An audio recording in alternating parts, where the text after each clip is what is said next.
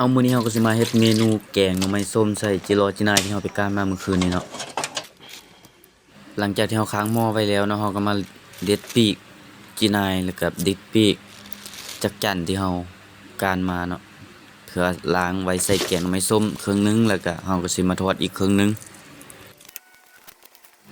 เอาระหว่างที่เราค้างหม้อทาน้ำเดือดเราก็เด็ดจิรอจินายไปเรื่อยๆเนาะเพื่อถ้าน้ำเดือดแล้วก็เราก็สิเอาหน่อไม้ส้มนี้ลงไปต้มก่อนน้ำนึงเนาะเราสิล้างแล้วเราจังเอาไปแกงอีกเทื่อนึงเพื่อบ่ให้มันเค็มแล้วก็บ่ให้มันส้มเกินไปเนาะเอาหลังจากน้ำเดือดแล้วเราก็เอาหน่อไม้ส้มลงไปต้มเลยเนาะหลังจากที่เราต้มหน่อไม้ส้มไว้แล้วเราก็สิได้หั่นปลาเนาะเพราะว่าปลายังอยู่ครึ่งนึงเพราะเพิ่นเอามาให้เพิ่นว่าให้หั่นใส่นำกันเลยว่าซั่นเพิ่นว่าหลังจากที่เราต้มหน่อไม้ส้มไว้น้ำนึงแล้วเราไปทอดแล้วมาเปลี่ยนน้ำใหม่เนาะเพื่อแกงพอน้ำฟดน้ำเดือดเราก็เลยเอาหัวสิงไข่เอาเครื่องเทศเครื่องปรุงมันใส่เนาะแล้วก็เป็นเนื้อปลาให้ปลาสุกแล้วเราจึงค่อยเอาเครื่องต่างๆนี้ตามลงไปสำหรับตัวนี้เขาเป็นคนมักกินหัวหอมแล้วก็หัวกระเทียมหลายเนาะเขาก็เลยเอาใส่นำแล้วเขาก็มาปรุงเครื่องปรุงต่างๆตามใจมักเนาะ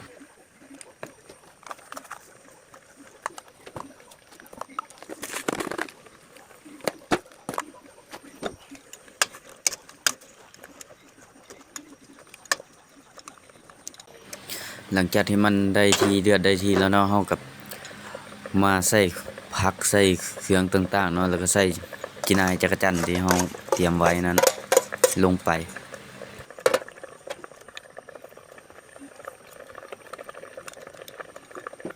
แล้วเราก็มาเตรียมน้ำมันทอดนะเพื่อทอดจินายที่เราเตรียมไว้แล้วเนาะหลังจากที่ทาน้ำมันเดือดเนาะแกงเราก็เริ่มสุกพอดีเราก็เลยเอาผักลงไปเป็นผักอีตูบ้านเฮาเนาะ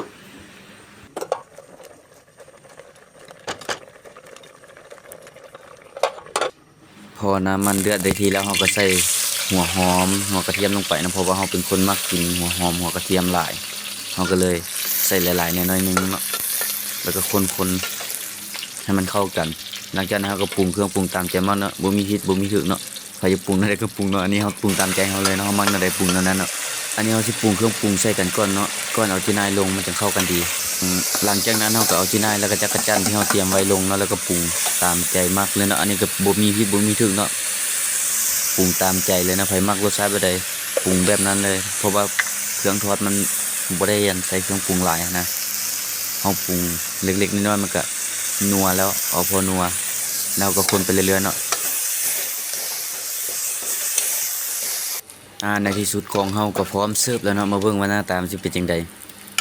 หน้าตาก็พอได้อยู่ได้พี่น้องเอ้ยคือสิแซ่บอยู่ในหน้าตาออกมาก็สิเป็นประมาณนี้เนาะทอดจักจั่นและจีนายที่เฮาไปก้าน